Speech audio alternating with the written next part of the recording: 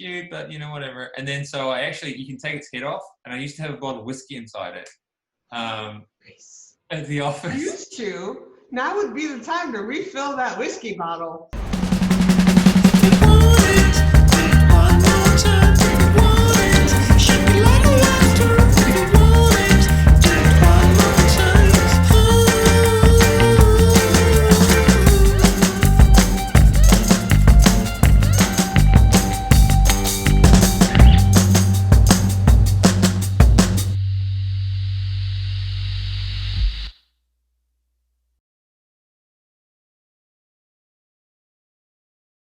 So I want to do a brief introduction to what I know about you, and please add in anything I forget or you think that is actually more important. So I looked a little bit online about your education, your history.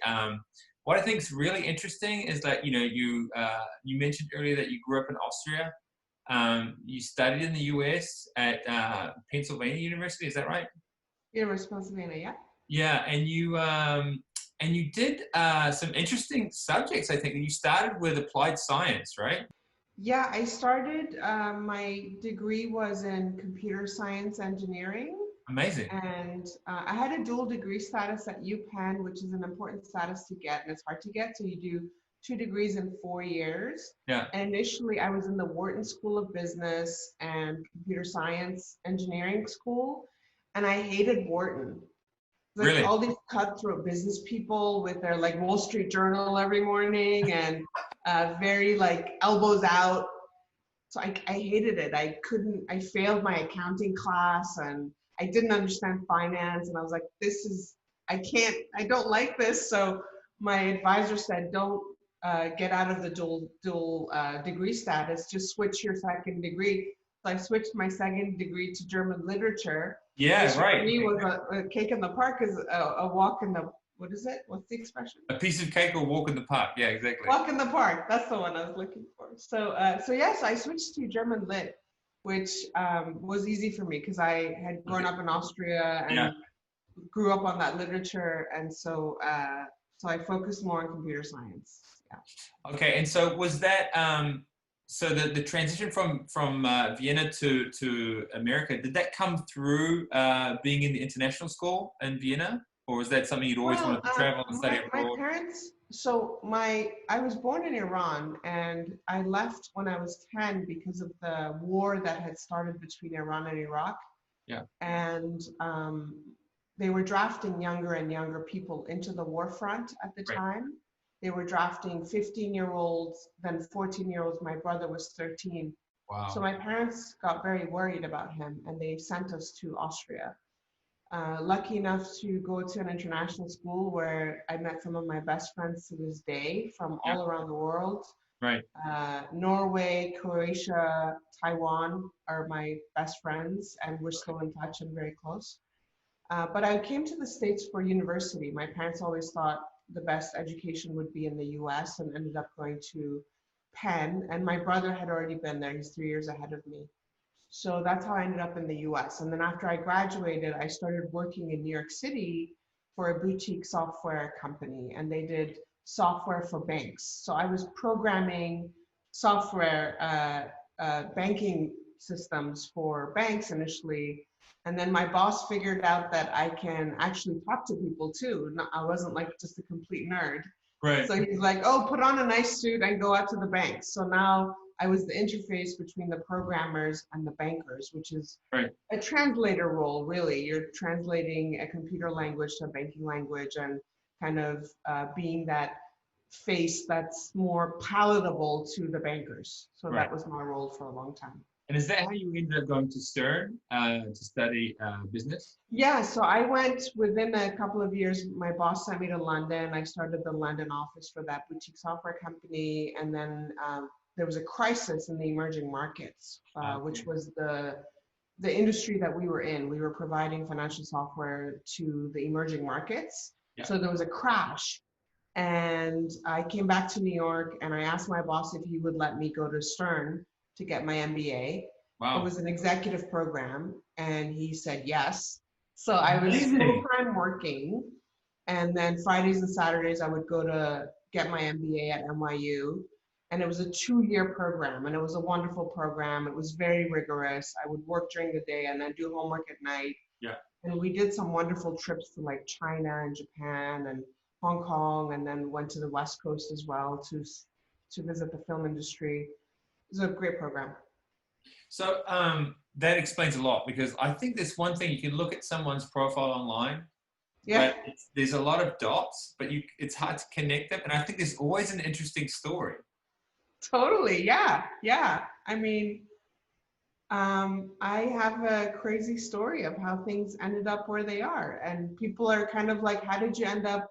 Did you study animation? Did you always want to make cartoons? And I'm like, no, actually, I was in Panama on a business trip Yeah. for the software company, and September 11th happened. Okay. And I was in my hotel room when I saw the first plane had hit the building, and they had the camera on the World Trade Center. And they didn't know, at that time, they thought it was an accident. Yeah. And the second plane came into the shot and hit the building live. So we watched that second plane hit live, and then you knew that wasn't an accident. I happened to live across the street from the World Trade Center in New York, in Battery Park City at the time. That is crazy. So I was grounded in Panama, couldn't come home. Then I finally got on the first flight back out of Panama, came to New York. And you can imagine the devastation that the city went through and the reevaluation you do of your own life. Yeah. And that's what I went through. So it was kind of like, I'm living this great life, making a lot of money in financial software, but like, what do I really want to do? And Iranians at the time were being grouped into this Middle Easterners or terrorist category. And I wanted to change the rhetoric. So at night, I started an online magazine called Persian Mirror to teach the world about Iranian culture and how wonderful we are. Yeah. That was my goal with it. It was a simple goal. Through that, there was an aspiring writer-director who had written a script for a cartoon, 30-minute cartoon that was kind of like a whole Charlie Brown Christmas special, only for the Persian New Year, which celebrates springtime. Okay. It was called Babak and Friends of First Nowruz. So he sent me the script and he sent me the characters, and I fell in love with it immediately. And the idea was that we would teach kids about Persian culture through this great cartoon, which is what I was trying to do with Persian Mirror. So we became partners, produced a 30-minute direct-to-DVD at the time cartoon. And that's how I learned about voice records. I was in the booth directing these incredible, famous Iranian actors. We used famous voices so that we could market it better. Yeah. And that was my foray into animation. And after that, it was like every place we went, we entered the NYU business plan competition because I had been an MBA student there with this idea, and they helped us formulate a plan that would be scalable. So how do we get this concept of a cartoon to a larger audience? Yeah. How do we produce content that is relevant to more people?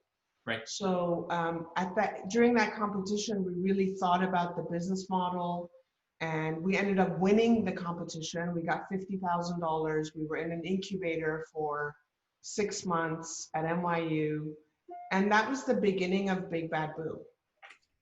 Right, which was going to be my next question, was like, how did you get to Big Bad Boo? But this is you clearly made that very clear. So, so I think that what I find amazing about you is I remember the first time we met. Like, it's just like, for me, it just really struck me. It was at MIP, I believe, at Adina Pitt's dinner, and I met you and your husband Ali, and it was incredible. I was like, who are these people? Like, where have they come from? They're so amazing. Like, you're... Oh my God, you're so sweet. What are you talking about? So much enthusiasm. You must have had a lot of rosé. No, but you just had so much enthusiasm, but yet you were anchored in this kind of like hard work ethic and this understanding for like the underlying reasons why we're doing what we're doing. And a clarity of message that I think most people don't have. Like, most people... And I would say that for me at that time, I didn't have it for myself either. So I was the first time I'd seen someone that was, courageously just being like transparently honest. Like, this is what we're doing. This is why we're doing it. And aren't we lucky? Isn't this amazing? Yeah, no, look, I think when you go through a lot, when you go through war and revolution and death and airplanes flying into buildings, you Yeah. really reevaluate your life. I mean, I feel like I've been burnt multiple times in my life, and I come out the other end. You come out stronger on the other end. You come out with Yeah. clarity. You come out with, you're only on this earth for a very short amount of time. Hmm. So what are you going to do? Are you going to go day in and day out to a job that you don't like, where you're miserable Yeah. just for a paycheck? Yeah. Why do that? And for me as an Iranian, there was a lot of pressure in my family culturally to be a doctor or an engineer to just get a paycheck. It's the reason I went to engineering school. It was like you can either be an engineer or a doctor. Look Yeah. at me, I'm making cartoons right now. If I told my parents I'm making cartoons, they would have disowned me because they're like, there's no money in that. Why are you doing it? I But I know. can honestly tell you, I'm happy doing what I do because I feel a sense of purpose. Yeah. I feel like I'm making a difference in people's lives. And from a business perspective, you're talking about the MIP dinner. You go to Adina's dinner, it's a wonderful dinner and it's a wonderful industry. But there's a lot of noise in our industry. Yes. Yes. There's a lot of people that are doing the same thing. Why would you want to do the same thing as the next guy? That Yeah. is the last thing I want to do. If I've already left an entire industry of financial software, Yes. which is a Totally. whole industry on its own, and I've had to reinvent myself to a new career, meet new people at a later age in life. I was in my 30s when I did this. I'd already had 10 years in financial software. Yeah. Reset your network, reset your persona, reset your resume, and really take a risk with having to now be at the bottom of the ring and Mm. work your way up again. My first MIP was horrible. I didn't know anyone. And I had people coming to me in my little booth down in the Palais in the Yeah. Canada Pavilion at the bottom. I had I was in my 30s. I had 22-year-old executives from broadcasters coming to buy my show at 2 o'clock in the afternoon, and they would be drunk because they had a liquid lunch. And I'm like, if I don't sell this show, I'm not going to survive my next month. How am I going to pay my staff? Yeah. So it's not easy to reinvent yourself, to pick a new career. But if you have a sense of purpose, if you are driven, if you truly believe in what you are trying to do, you will get up every morning and you will do it, Yeah. come hell or high water. And the other point I was trying to make is that differentiate yourself as a Yes. business person. Yes. Totally. To me, yes, I'm passionate about this. Yes, we're very goal oriented and we know who we are and what we want. But it's also a point of differentiation.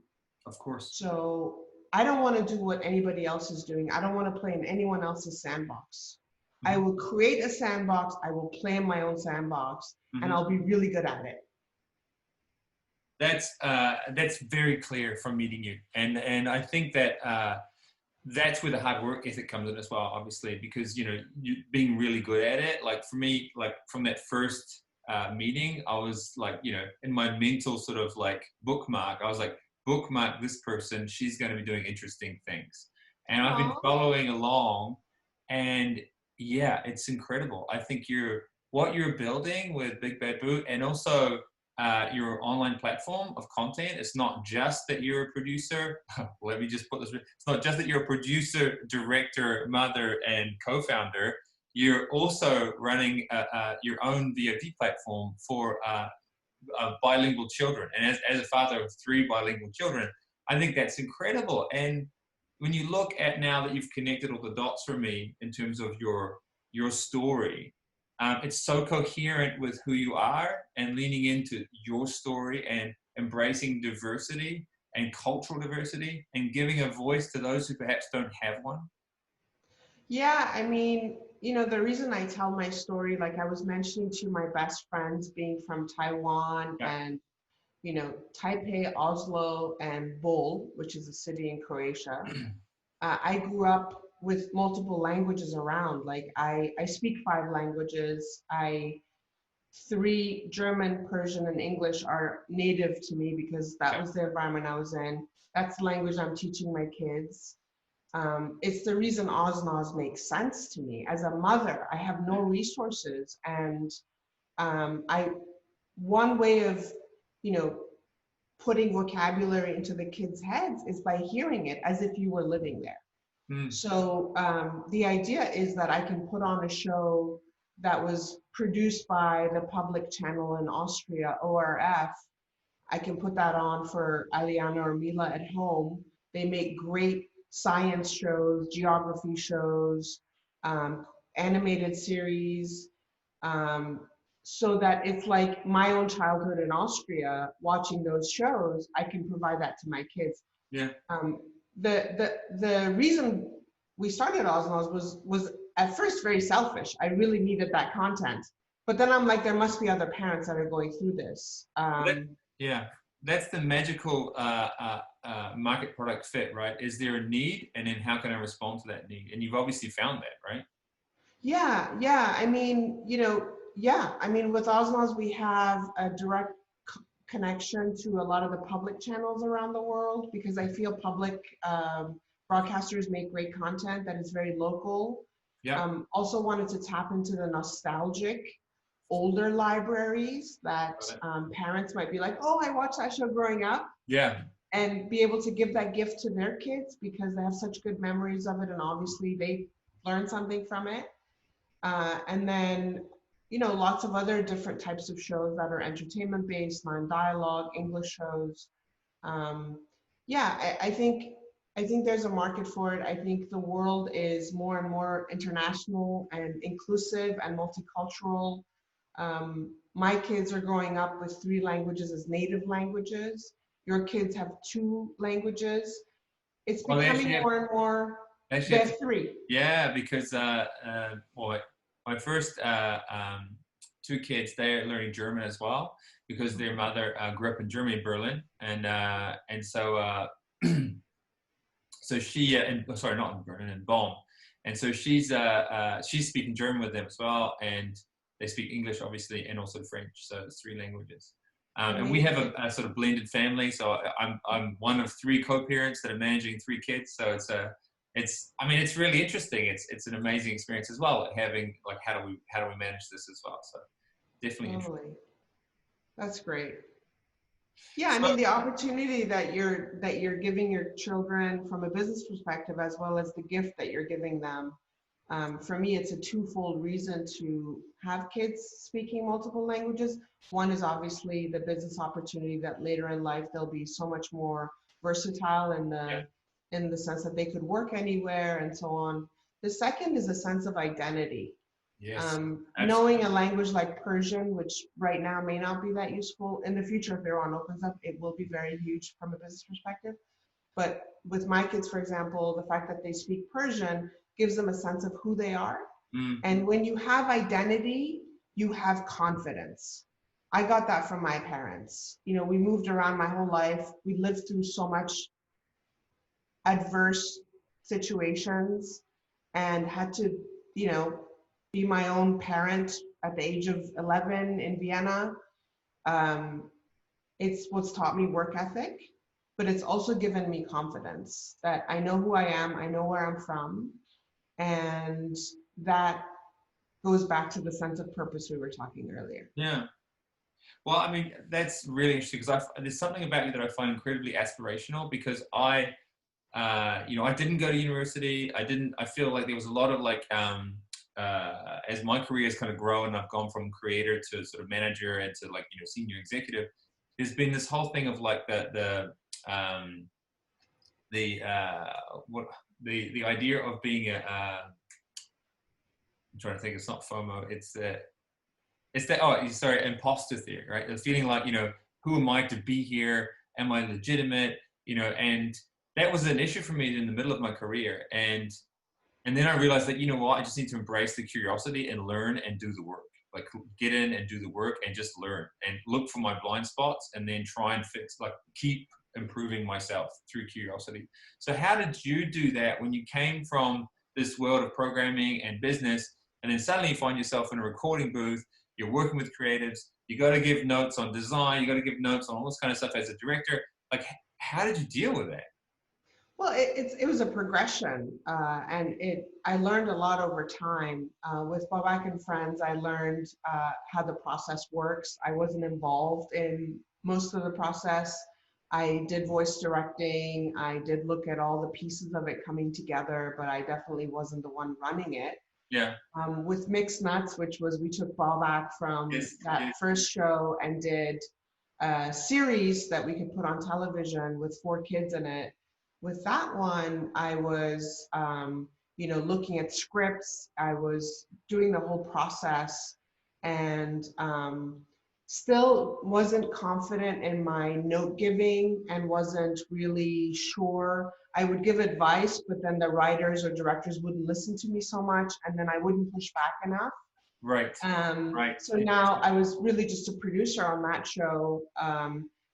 At the end of it, I started writing and getting more involved, and it was a progression over 13 episodes. Right. But looking back at that show, it's where I broke my teeth. Yeah. It's a show that I look back and in certain spots I cringe, Mhm. whether it's bad dialogue, bad animation, bad framing, camera shouldn't be here, that sort of thing. Yeah, sure. So that show is where I feel as a person I learned a lot, and I kick myself for not putting my foot down on certain things because I cringe now and I'm like, this is gonna be like this forever. Yeah. But when you do that, when you put out something that you're not 100% proud of, you're like, okay, the next one, I'm gonna put my foot down, Yeah. I'm gonna run it, I'm gonna be firm, I'm gonna make sure that to the best of my ability, I'm 100% happy with whatever I'm outputting. Yeah. So that was a good 3 to 4 years of learning just on my own dime and making mistakes. By the time we did 1001 Nights, which was our first flagship show that's done so well for us, I had learned to hire better people. Yeah, great point. Surround myself with experts. Like on the shows before that, I was giving a chance to newbies, and I'm like, I'm the newbie here. Yeah. So if I'm the one who's going to go raise the money and be the showrunner, I have to surround myself with incredible experts. Yes. So on that second show, it was I hiring all the experts, hired the best people, and then I learned from them. So now by the third show, I know which of the experts are good. I know which have just a great name but don't know how to work really. Yep. And then by the time we got to, let's say, 16 Hudson or The Bravest Knight, I felt very confident as a producer, director, writer, creator. And at that point, it was about how can I give back to the industry? How can I change the face of the industry? Right. And that's where we come into the diversity of cast issue. It's where we come into the inclusiveness issue. All along, we knew we were making inclusive content. All along, we knew we wanted to stand up for the underdog. But how do you do that at the production level? How do you do behind the scenes? And how do you do it in the writing? Yeah. So at that point, I felt like I've really matured into what I want to become and what I am. So it's a growth process. It was for me, and I'm sure for anyone out there who's trying to find their own voice, it will be that. You have to be patient, you have to take time. Yeah. And eventually you fail, but then you get up and you do it again the next day, and hopefully you do it better. That's such great advice, the idea of get up again the next day. I think that's something that, right, especially now with the situation we're all in, you have ups and downs, you have good days and bad days. But I know for me as an independent, like when I first went independent, you talked about resetting your network, resetting your skill. That took a while, a good 12 months, 2 years for me to learn. But I think that right now it's such good advice of start again. It's okay if you had a bad day, just start again the next day, right? Especially right now, I couldn't tell you how important that is. We were talking earlier about our families at home, homeschooling my daughter. She's 8. She is having a tough time with all the homework that she's getting digitally, no teachers, no contact, and she's feeling frustrated. And we've had some tough days. Today's Wednesday. Today's Thursday. I don't even know what day it is. But Monday, we had a really tough day. We were arguing and it got very heated. And, it's kind of like at the end of that day when I went to bed, I'm like, tomorrow's going to be another day.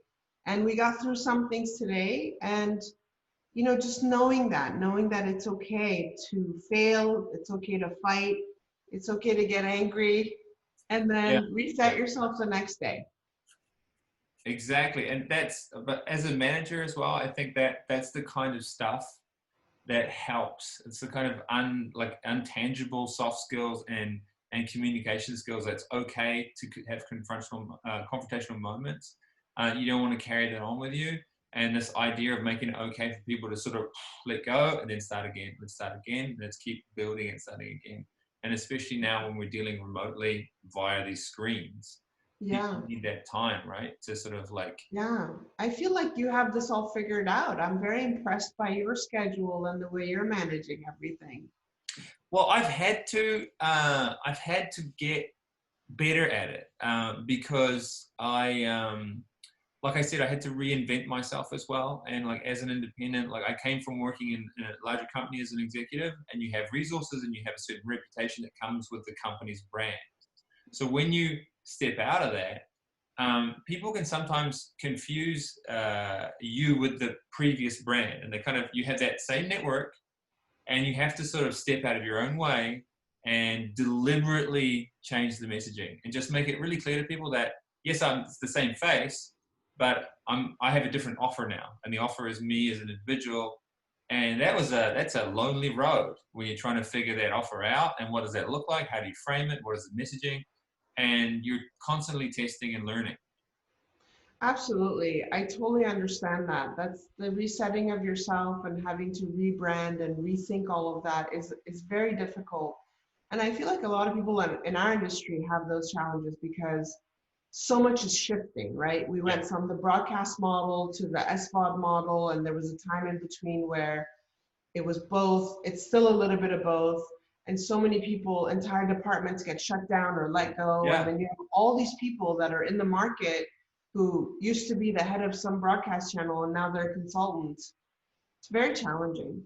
Exactly. And I think you touched on it before about the idea of, like, I like the fact that you worked out a business plan before you just jumped into this. Yes, you had a big kind of personal, passionate why, but you also did the due diligence on like, how is this going to work? And I had to learn that kind of the hard way through like testing things and all that's not going to work, and all that doesn't work, and nobody wants that. And you know, how am I going to figure out what the value add is, and something that aligns with my personal values. But one thing I wanted to ask you about that is, um, how much now that you have this like I would say very like pragmatically useful kind of thing happening, where you have the production company, but you also have the platform where you can put stuff out there and get information back from your audience. How much is the data that you're getting from that informing your creative decisions? Is that something that you're using to inform your next steps and your choices in development, or even the way you're making your content? Yeah, absolutely. So I look at our output not just on Oznoz, but on all of our channels. Yeah. We have so many broadcasters that we work with. There are about 80 of them around the world. We also now, obviously, there are YouTube channels. We have Amazon Prime channel that's our own, and so we get feedback from audiences from all different uh, location. So it might be emails that parents are sending in, it might be feedback on ratings of a site, comments on YouTube. All of those go to inform us. Um, you know, I feel like it's a little bit retroactive though, right? Like, so it's like with 16 Hudson, for example, we have a family of an adopted son named Luke, and he's Yeah. been adopted and he has two dads. So Yeah. this was one of the first preschool shows where we have a family with two fathers and an adopted son. And there are lots of topics there that I wanted to explore. Like, what is it like to be adopted? What is that Sure. process like? So we have an adoption episode about the day he was adopted and how that's celebrated in the family. You know, I had not thought about Luke's design. I created him as being adopted from Haiti because I wanted just someone to look different than the two dads. After the series launched, a father wrote into me who you know is married to a man and has two children. They're both adopted. He is a white guy living in Toronto. He works at the opera in Toronto, and his son happens to be African Canadian, looks like Luke, who has darker Wow. skin and curly hair. And he wrote to me and he said, when we watched the episode, my son said to me, "Hey, Dad, I love this. Luke looks like me." And Yeah. I never thought about that. For me, it was about being adopted. That's the storyline that in my head was important. For me, it was about two dads. That was important in my head. I never thought about Luke's physical appearance, that that would connect to a child. Mm. And I just, I was floored by it. You put all this creative stuff out there. You put all these great stories out. You have an intention with it. You're like, okay, I'm going to tackle the two dads. Okay, I'm going to tackle the adoption story. It's a beautiful story. And then somebody comes from left field and says, "Oh, I love this point that you did." And you're like, "Oh, wow, I didn't even realize that was happening." Yeah. It's a beautiful thing, you know, the industry that we're in and the influence we can have and the lives we can touch and hopefully change for the better, right? Um, so I feel like you put stuff out there, you hope for the best, Yes. and then you get all this other love from the world that reaffirms what you're trying to do in ways you never even thought about. And Absolutely. that's really powerful. So yeah, we use feedback in that sense to keep going. I share all the feedback with my crew to keep the morale up, to let them know, let each person know on the team that every line they draw, every frame they animate is going to reach a kid and it's going to change their life. Amazing. You know, I have staff right now sitting somewhere in some home office, drawing little backgrounds, drawing the lines and color. Like, think about that individual. She needs to know that her work matters. Yes. And in this day and age where we're all remote, I've made an internal pledge in my own head to myself that every day I'm going to call one of my staff for 5 minutes and just say, "Hey, how you doing?" That's great. And I do it randomly. I do it at whatever time. We're all on Skype, so I just say, "Hey, do you have a minute?" We do a quick video. I talk about, are you feeling healthy? Did you go to the grocery store? What are you eating these days? Yeah, How's great. your family doing? Yeah. Are you wearing your pajamas right now, or did you get dressed this morning? We'll just have a fun chat, right? It's only been 2 weeks we've been out, but I strangely feel more connected to my staff right now than when we were in offices, because Yeah. like our Vancouver office, they always were together. So I would usually connect just with the heads, not with my floor staff, Yeah, totally. not with the people on the floor. So now I'm doing more connections with the people on the floor. We're also doing Friday night drinks. Great. We had 35 people on Zoom last Friday. That's so great. Beer, wine, martini, water, Coke, you name it. We were cheersing, we were drinking. People came in and out at different times. That's fantastic. And it was like a therapy session on Corona, let me Yeah. tell you. Well, How we're all paranoid that we have it. I'm like, oh my God, I have a tickle in my throat. I think I'm sick. I can't smell anything. I can't taste anything. What's going on? So, No, totally. I'm sorry. I feel like I totally digressed from the question and I'm just blabbing here. Because obviously it's a really topical subject, and you know we talked about at the beginning, like the transition to remote and the challenges that each studio is facing, you know, and also communicating to your staff and your employees like how you're doing it. It's such huge challenges. But I think that the opportunity in the remoteness and the isolation, I want to be specific about that because the virus is a terrible thing and it's killing people. But the opportunity in the remote and the isolation is to sit and live with the holes in your game and the sort of, I would say, the things that you're not normally acknowledging because you're just kind of getting on with your day. And so like some of our creative leads that perhaps are used to doing it themselves in the studio. It's like, instead of like writing that email or explaining their process to somebody, they just, oh, it's quick, I'll just do it myself. Well, now it's like, well, actually now you have to learn to explain yourself. Like the communication game has to dial up, right? You have to dial up your communication game right now. So we, from our development point of view, we're trying to figure out how we can help people. And this is one of the reasons why I'm doing these interviews, because I just want people to hear from people like you, that are looking at things also from a different angle. Like the way you've come into the industry, the way you see the industry, the learning that you've gone through is an adult learning, which is a conscious, self-aware learning. You're able to articulate yourself. You can explain things. Like, this is very valuable for people, right? Yeah. Can you talk a bit about how you're managing your energy levels, your focus? Like, how are you handling that yourself? Yeah, it's a little bit tough right now. We're just, I feel like we're just at the start of it. When I say we, I mean my family unit, which is now directly integrated into my business. It's all one thing now. I was talking to my brother on WhatsApp the other day, and he's like, "How's your shift schedule working?" Ali is my business partner, and my husband. We have a shift schedule where we decided for 4 hours I would go to work from 5 till 9:30, then he would take the next 4 hours, I would take the next 4 hours, and then he would work late into the night. That was the plan. We started about a week ago, and he said, "How's your shift schedule going?" And I was complaining to him about how my older daughter is behind homeschooling. Yeah. So he said, "I'm not asking about your daughter being behind homeschooling. I'm asking about your schedule." I'm like, "Don't you understand? The two are directly related. It's one thing. Totally. If she's behind on homeschooling, I can't get to work." Yeah.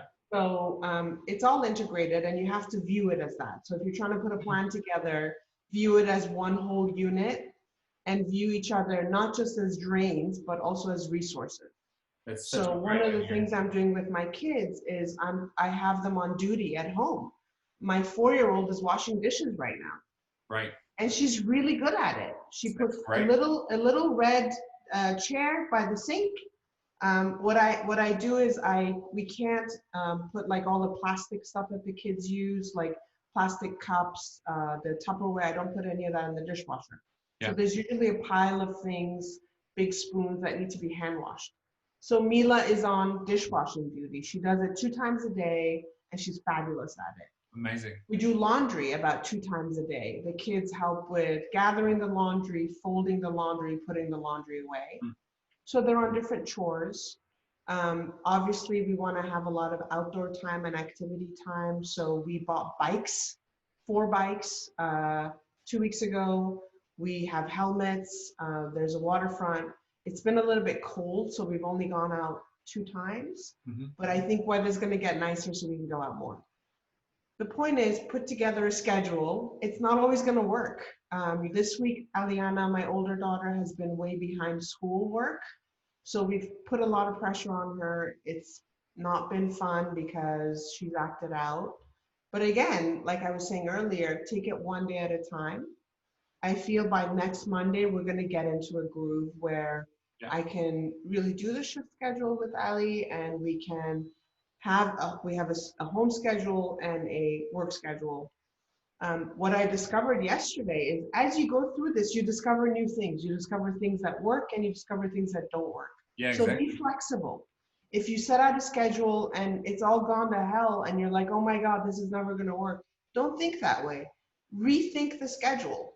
I had put together a schedule for home that I thought was going to work, and it turns out it's not a good method. Yesterday, I was sitting with my kids and I said, "We're going to play classroom." So I was the teacher and they were the students, and I needed quiet time.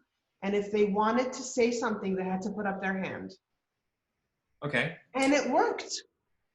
They sat quietly. Aliana, the older one, did her homework. Mila was painting.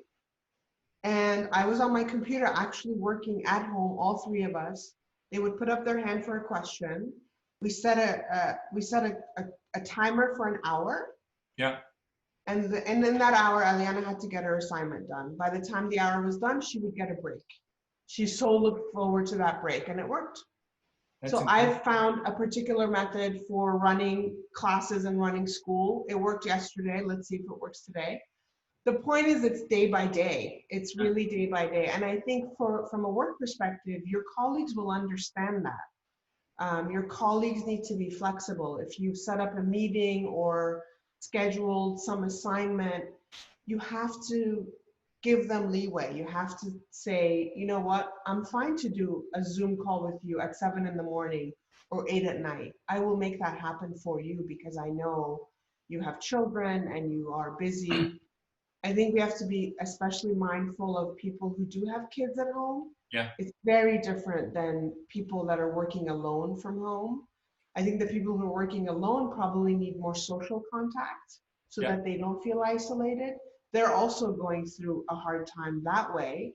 I think the younger people are going through a lot of that. And so it's really important for us to check in with them and make sure they're not feeling isolated, that they know there's support for them, emotionally, especially.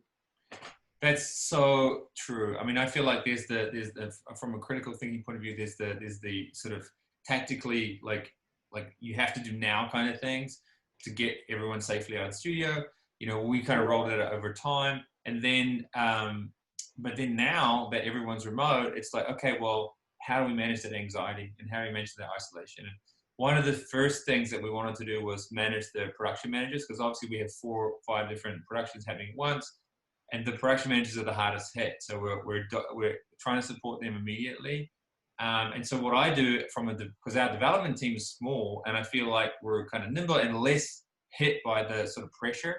So again, in this mentality of how can I be of service, we are trying to be there in the morning every other day to do what we call a rec and check, where it's like, let's just check in and see how everybody is. And so I'll just offer up, like, let's state an intention for the day. Like last time it was, let's talk about the opportunities that remote and being at home offers to us, and how can, you know, everyone can talk into that, speak into the opportunity, and then look at a positive before we start to look at the other things.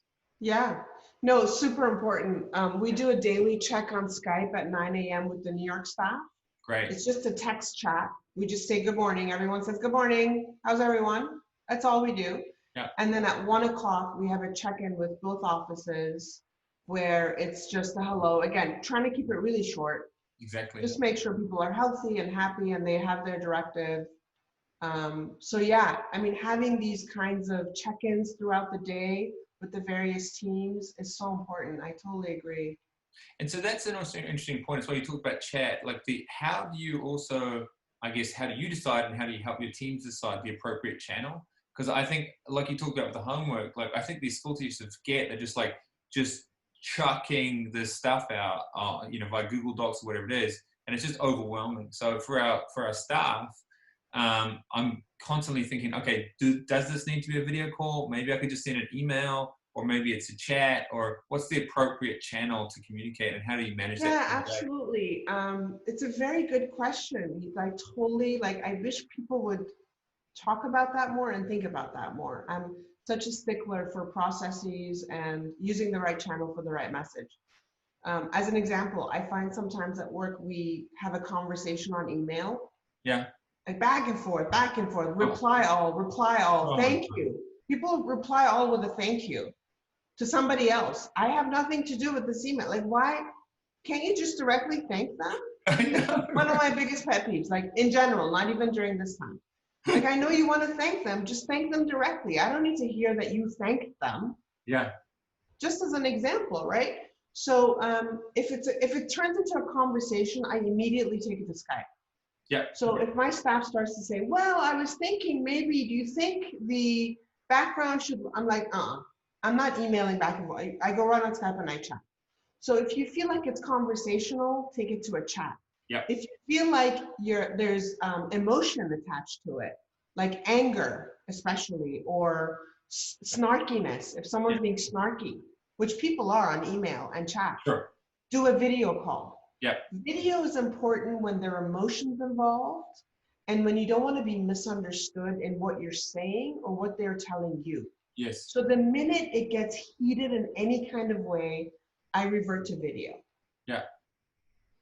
So think about video for emotions. The flip side of that is the social, emotional support that we need during this time of isolation. That's also video worthy, let's say. Yeah, right. That makes sense. So it's transactional and quick, and a lot of back and forth is needed. Use chat on like Skype or whatever system you have.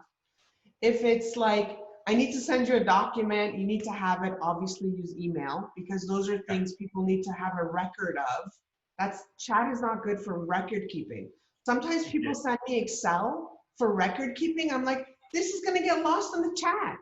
Yes. Send the proper email with the proper subject line, with a date that references the company, the project, the specific item within that project. So if Yeah. it's Big Bad Blue 16 Hudson backgrounds, or Yeah. Big Bad Blue 16 Hudson animatics, whatever it is, like send me an email so I can file it properly, right?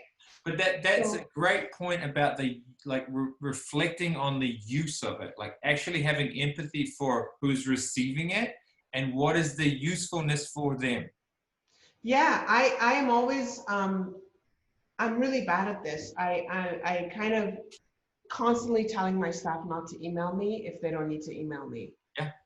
And it's gotten to a point where I think they feel like I'm being rude almost, because I'm like, you know, like someone will come back to me and say, oh, I don't know if this invoice should be paid. Was it approved by so-and-so? And they write it to me. I'm like, why don't you ask so-and-so? Yeah, exactly. Why do I need to be on this email? I get 577 emails a day. Do I need another email? But that, I think that's almost sweet in the sense that it's like, it's naively sweet in the sense that they're not thinking that, Right. like in terms of all the things we listed earlier, you're entrepreneur, producer, director, you're writing for an online magazine, and you're actively involved in managing the company, and you're a parent. It's like, you don't have time. Just No, yeah. And with remote, I feel people email more. Yes, because the ones that don't have kids are like this. Yeah. And then with remote, I'm getting about 40 emails a day for school, because now I'm Me also a too. teacher. It's so upsetting. So, It's so upsetting. The so school. before, email was crazy already in my life. Before email was crazy, and I was saying, people, please be conscious of whoever you're sending to. Do they need that? Save their inbox, BCC them, get them off the list if they're not to Yeah. be continued in that conversation. Yeah. But now it's even more important. So think about the people you're sending the email to and think, is it necessary? Yeah, that's great advice for right now. Okay, we're gonna. This could go on all day because I just love talking to you. So I just want to ask you two more questions. What is the most valuable piece of feedback that someone's given you to help build that kind of self-awareness? I think the most valuable feedback would be to listen to people. Yeah. You know, listening to people. We're so busy. Everyone is so busy. And especially with someone you work very closely with, like your partner, I know I don't sometimes hear what Ali is saying, and he doesn't hear what I'm saying. Yeah. Because we're so close, we're up against each other all day long, at work, at business, at home, with our kids, with the staff that we have. And we both have very different directives in the company. He's trying to do this thing, I'm trying to do this other thing. And we talk to each other and give each other reports on what we've done. But sometimes the other person is just like either thinking of something else. What should I cook for dinner tonight? Or like on their phone. And I want to make a conscious decision myself to be better at listening. Mm. I think it's a daily thing I carry with me, and it's a daily thing I would want others to also do. Because when you listen and you truly hear what other people are saying, yeah, then you can fix the issue. You can try and address the problem. I couldn't agree more. I mean, for me, that was the hardest piece of feedback I think I've heard, and the most valuable was I remember I asked for my team to be transparent in our group meetings, and so that we could have like valuable meetings. And it took a while for them to trust me, but when they finally did, the first thing was, okay, yes, I have some feedback for you. You talk too much, and we feel like we're being taken hostage in these meetings. And so I was like, wow, okay, well, I need to really take a look at the way I'm doing things. But that single piece of feedback has meant that every time I speak, like I'm doing it right now, I'm thinking, how can I get to the end of the sentence? And am I using too many words? Am I taking too long? How can I stop and get to the point? I'm the same way. I think about that all the time, especially when it's a situation like this where you're recording me and people are listening. I'm like, who's going to be listening to this? Will this be valuable to them? Am I using too many words? Could I have said that in a shorter way? When should I stop talking? Exactly. Right Yeah. now. That's like constantly in the back of my head now. Like ever since Me that. too. And for me, it's always been there. Like being mindful of other people's times, other people's schedules, respecting them the same way that you want to respect their inbox. Inboxes aren't like a junk pile. They are people's to-do list these days. Yeah. So if that's your go-to place where you get into your office and you want to work and you go to your inbox, you have to treat that like a shrine. The Totally. way that you say you treat your body like a shrine, don't put crap into your body. Your inbox is important, so don't send garbage to people's inboxes. So great. So great. Thank you for saying that. And now lastly, in terms of like refocusing in a time of like a lot of distraction, right? A lot of distraction with news and with everything that's happening with email and work. Like, how do you personally refocus? I mean, your schedule sounds like a great tool. You get in early and you've got a period of time where you work. But is there a way that you, when you feel like you're getting distracted, that you refocus? Is there a tool that you use? Yeah, so before all of this hit, I was a fiend soul cycle rider. I would ride, I ride 3 to 4 times a week at 5 in the morning before the kids get up. It's incredible, strenuous physical exercise that keeps my body lean, clears my whole brain out. Yeah. Like really loud music. The room is dark. And so you can Right. cry, you can Yeah. cry. Sometimes I go in there and I just cry because the music is so great. Or Wow. I've hit some incredible high physically that I feel a cathartic moment. My mother passed away in August, I'm and so for about 3 months, I would go into Soul Cycle in the 6 a.m. class. And because the room is dark, you can literally just be on the bike riding really hard, sweating and crying. And it's just all water on your body, so nobody knows what's happening. It's amazing. I have yet to figure something like that out for myself right now during this. Yeah. Ali has signed us up for a Peloton, which is a remote bike that you get the bike and then you remote into the classes. Amazing. I feel everyone needs that outlet, that stress relief, that physical, mental, emotional release. You have to find it. I have been tense the last 2 weeks, like physically. My neck hurts right now because I'm not out there exercising. I tried to go for a run the other day. It was great, but it is cold still. So going for runs and bike rides, I still need a couple of weeks. But physical activity, I think, is the best way for me to ground myself. Yeah, I feel the same way for me. And I've tried meditation, I've tried different things, but for me, it's like a long run, like at the beginning of the day to get rid of what happened yesterday, refocus on what's happening today, and then start again. It's so great. It's so great because it really also, it releases endorphins. There's a lot of science behind that, what Yeah. we're doing. It's a form of meditation as well. They say you need to meditate. Well, running or exercising is letting you forget whatever it is you're thinking about and meditate in that sense to clean your brain and reset your entire body. It's so important. Yeah, I totally agree.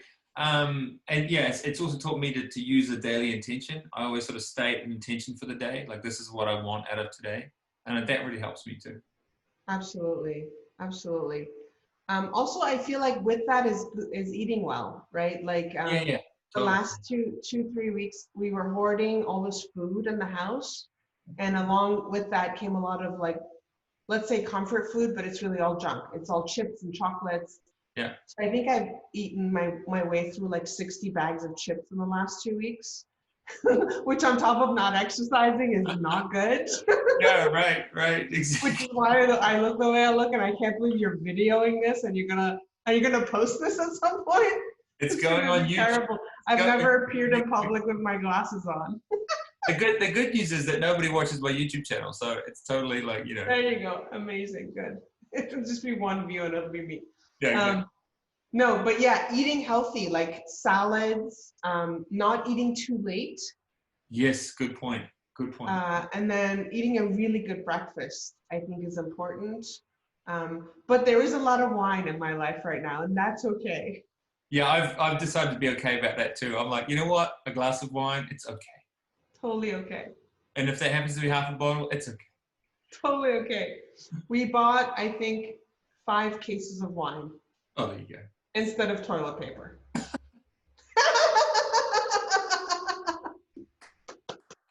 It's amazing. Listen, I'm going to let you go because you're very busy and I feel like we've gone way over time here. But thank you so much for taking Thank you for having me. I wish you had told me this was going to be videoed, recorded especially. I would have put my lenses in. But it's such a pleasure to talk to you. You too. I find you very inspirational. Oh, and wow. Thank you. just a great person in general. Like I've really enjoyed from the minute we met, I've really enjoyed all of our conversations. And I love that you have everything together with your family and with your work, and I can learn a lot from you as well. So I appreciate the conversation. Well, yeah, thank you so much. And it means a lot coming from you. And I'm lucky to have the co-parents that I have. It's quite a team effort. There you go. Have a good rest of your day. You too. Bye. Bye.